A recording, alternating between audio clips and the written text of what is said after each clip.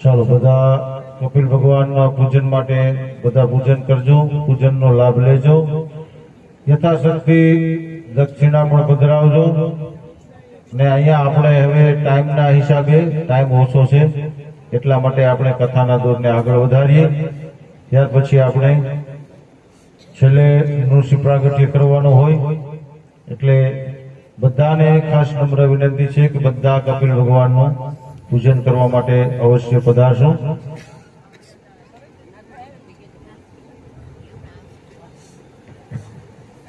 કપિલ ભગવાન તમારી પાસે આવે છે. જેને કપિલ ભગવાનને ભેટ યથાશક્તિ ધરવી હોય તો ત્યાં ધરી દેજો. કપિલ ભગવાન આવે છે જ્યાં પગે લાગી લેજો. સાક્ષાત કપિલ ભગવાન છે ને એ ભગવાન બાલકૃષ્ણ ભગવાનનું સ્વરૂપ કહેવાય. શું કહેવાય? બાલકૃષ્ણ ભગવાનનું સ્વરૂપ કહેવાય. જેને પગે લાગી લેવું જે કપિલ ભગવાન અહીંયા આવે છે, જેને પગે લાગ્યું હોય ત્યાં લાગી લેજો. યથાશક્તિ ભેટ દક્ષિણા એને જોડી મેં પધરાવી દેજો. હા, એક બેન ઉભા થઈ જાઓ તો કપિલ ભગવાન તમે લઈને બધા ચક્કર મારી લો. આ થેલી દઈ દો, થેલી લઈ લો. ન્યાયા પગે લાગે લેજો और कथा पर સાંભળતા રહેજો. શાંતિથી સાંભળો, ટાઈમ ન બગડે, આપણો ટાઈમ બચત થાય, નકર પછી મોડો થાય. બરોબર? જેને પધરાવું ત્યાં પધરાવી દેજો ને આપણે કથા ચાલુ રાખીએ. આજે ભગવાન કપિલનો પ્રાગટ્ય થયો. કપિલ ભગવાન પોતાની પત્નીને કહે, દેવી તું જાન, તારો છોકરો જાને, મારે તો હવે જંગલમાં તપસ્યા કરવા જાવ. દેહૂતી માતા જો છે ઋષિની પત્ની કહેવાય.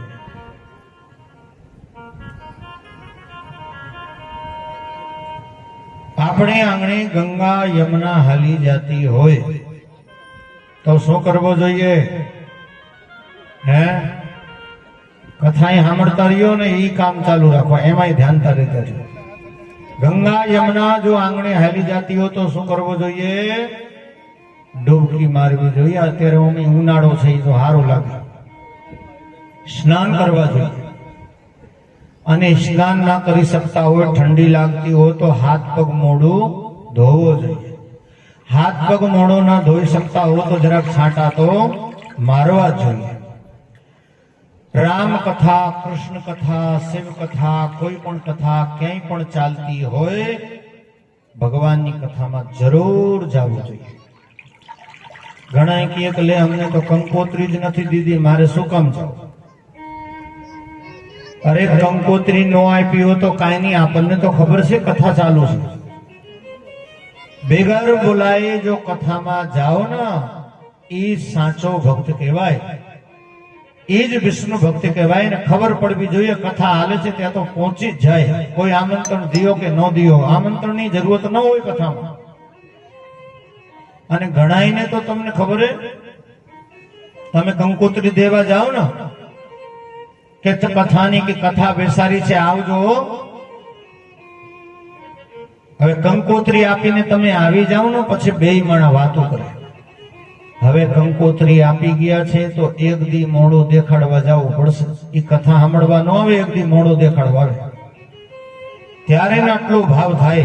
અરે ભગવાનની કથાનું આમંત્રણ આવ્યો હોય ને, રાજી થવો જોઈએ, ખુશી મનાવવી જોઈએ કે આપણી પરમાત્માની કથાની કંકોત્રી આપણને આવી. ભાગ્યશાળીને ઘરે કથાની કંકોત્રી આવે. અને ઘણાઈને તમે કહેજો કથા બેહારી છે હો, આવજો. તો કે લે કથાની ક્યાં વાત કરો, અહીંયા મરવાનો ટાઈમ નથી, એમાં કથામાં ક્યાંથી આવે? આ વિચાર કરો, જે માણસને મરવાનો ટાઈમ ના મળતો હોય તો એ કથામાં આવે, એ મરવા માટે ટાઈમ ગોતે બિચારા.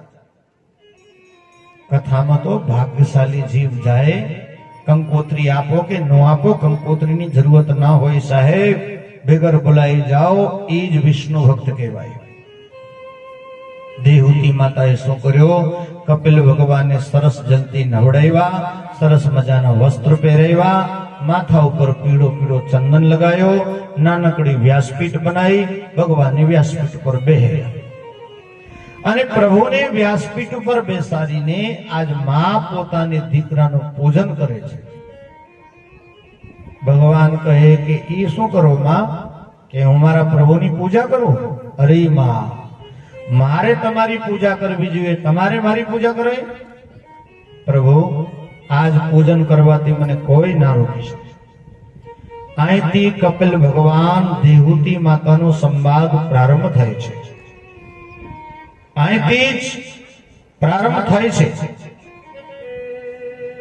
નિર્ણમ નિરંતરમ ભુવનો ઇન્દ્રો તરણાયતે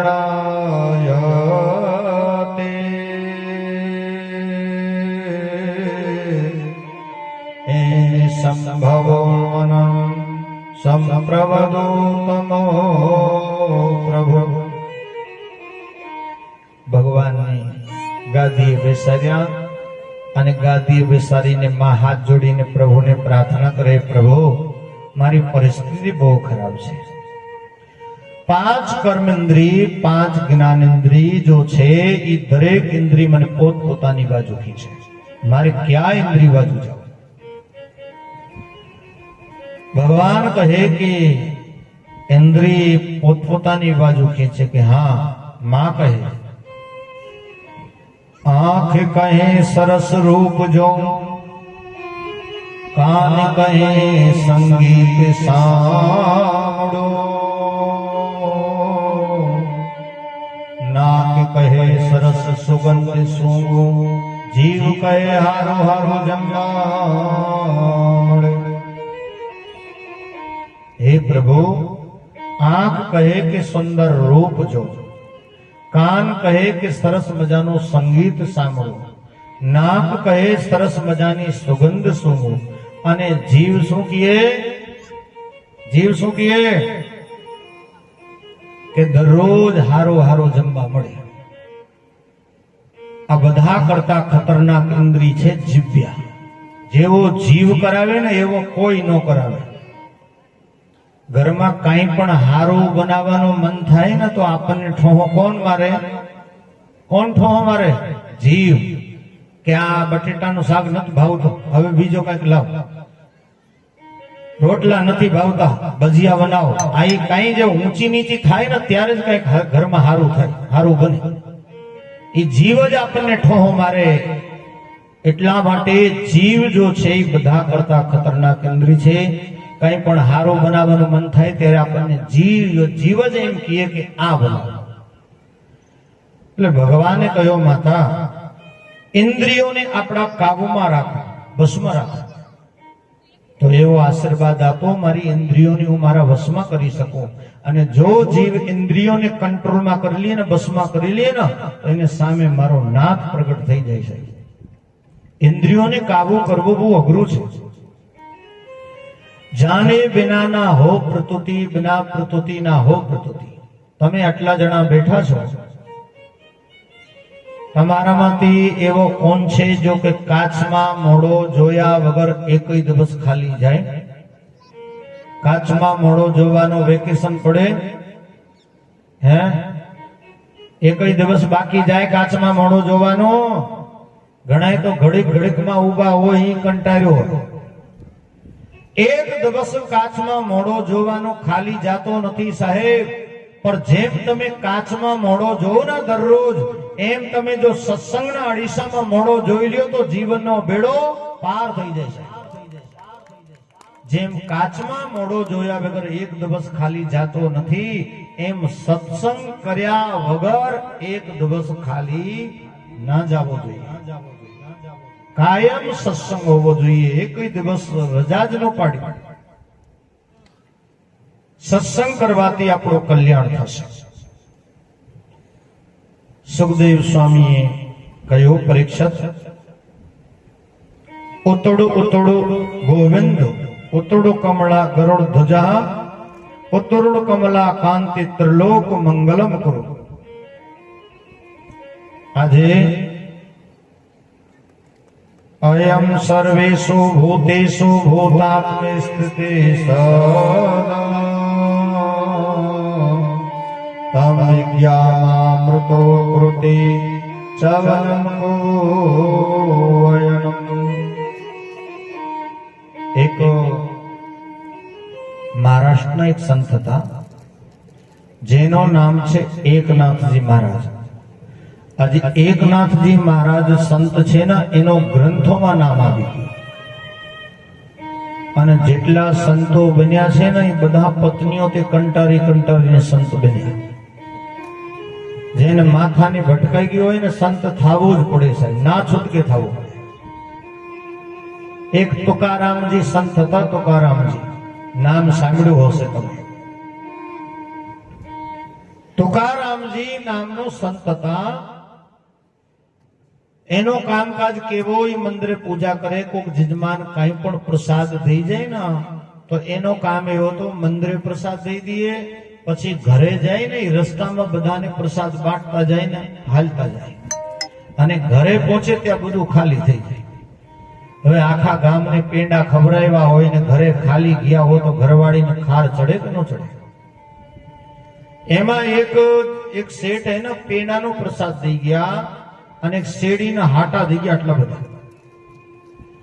તો તુકારામજી બધાને પ્રસાદ, પેંડાનો પ્રસાદ દીએ. એમાં એની બાજુવાળી જોઈ ગઈ ને એની ઘરવાળીને જઈને કીધું કે તારો ઘરવાળો હે ને બધાને પેંડા ખવડાવતા આવે શેરીમાં. હે કે હા? તો કે ગામને આખા પેંડા ખવડાવતા જાય અને અહીંયા હરામ કોઈ દી પેંડા લઈને આવ્યા. એમાં પેંડા પૂરા થઈ ગયા ને પછી શેરડીના હાટા એનો બાંટવાનું ચાલુ કર્યું. બધું રસ્તામાં વેચી નાખ્યો અને ખાલી આવડો એક શેરડીનો હાટો કીધો. અને તુકારામજી હાથમાં શેરડીનો હાટો લઈને હાલ્યા જતા. અને ઘરવાળી તો ખાર ખાઈને ડેલી પાંચ ઊભી હતી.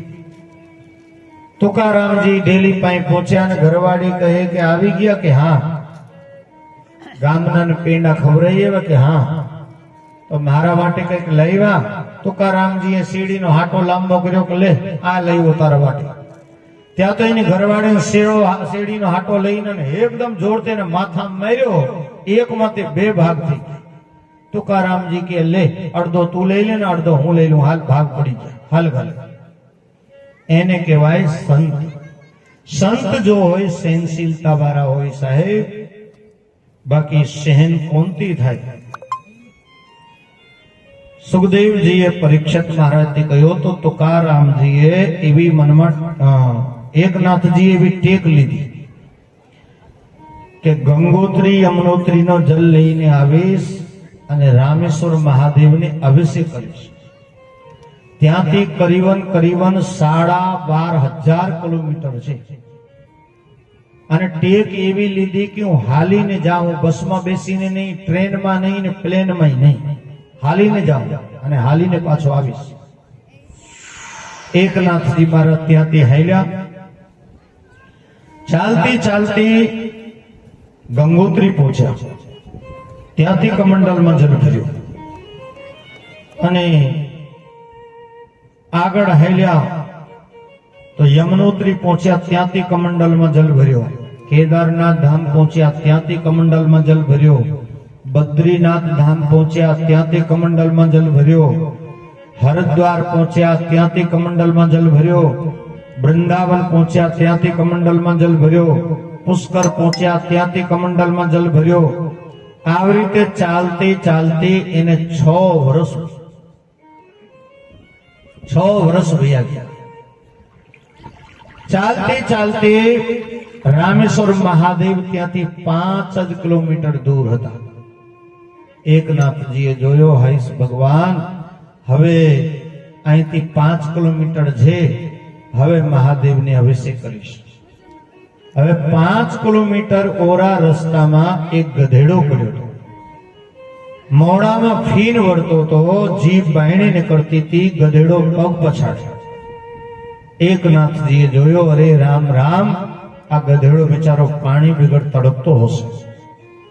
આને જો પાણી નહીં મળ્યો તો એનો જીવ હોયો જાય.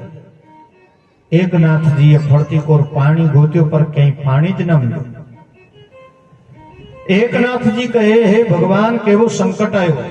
મારી પાસે જો જલ છે મારે રામેશ્વર મહાદેવને અભિષેક કરવાનું છે આને ત્યાં. આ જલ જો આને પાઈ દઉં તો મારી ટેક અધૂરી રહે. પણ એકનાથજી મહારાજે જોયો મહાદેવ તો ભોળો દેવ છે. મહાદેવનું નામ બોલતો જાઉં અને એને મોઢામાં રેડતો જાઉં. મહાદેવને પહોંચી જાય અને આનો બિચારાનો જીવ બચી જાય. 6 વર્ષમાં જો જલ લઈને આવ્યા હતા, ઈ કમંડલ હાથમાં લીધું અને હાથમાં કમંડલ લઈને કહે કે જય રામેશ્વર દાદા અહીંથી લઈ લેજો. આખો કમંડલનો જલ ગધેડાને મોઢામાં રેડ દીધો અને ત્યાં પવન ઉપડ્યો ને પુષ્પોની વૃષ્ટિ થવા લાગી અને સાક્ષાત ગધેડામાંથી મહાદેવ પ્રગટ થઈ ગયા. બોલો શંકર ભગવાન કી જય. ગધેડામાંથી મહાદેવ પ્રગટ થયા. એકનાથજી કહે પ્રભુ તમે? કે હા, હું જોતો તો કે મારો ભગત મને ઓળખે કે ના ઓળખે. અને ઓમે જોયો કે મારો ભગત બિચારો 6 વર્ષથી સતત હાલ્યો આવે છે. એ 5 કિલોમીટર આગળ આવે એને કરતા 5 કિલોમીટર પહેલા જ દર્શન આપી દઉં. અને 5 કિલોમીટર પહેલા જ આવીને મહાદેવ પ્રગટ થઈ ગયા. એકનાથજી મહારાજ તરત જ મહાદેવના પગમાં પડી ગયા. હે પ્રભુ, મારી ભૂલ ક્ષમા કરી દેજો બાપ. આજ તમે મારો કલ્યાણ કર્યો છે. એકનાથજીએ મહાદેવના પગ પકડીને મહાદેવને પ્રાર્થના કરી છે. હે શંભો કૈલાસવાસી,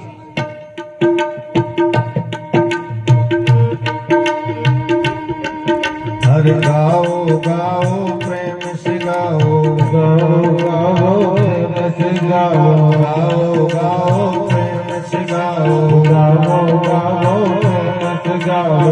ભાઈઓ ગાઓ, બહેનો ગાઓ, ભાઈઓ ગાઓ, બહેનો ગાઓ, ભાઈઓ ગાઓ, બહેનો ગાઓ, ભાઈઓ ગાઓ, બહેનો ગાઓ. કર બોલો ઓમ નમઃ શિવાય. કદ ગાઓ ઓમ નમઃ શિવાય. સૌ મિલકર ગાઓ ઓમ નમઃ શિવાય. કદ ગાઓ ઓમ નમઃ શિવાય. ઓમ નમઃ શિવાય. ઓમ નમઃ શિવાય. ઓમ નમઃ શિવાય.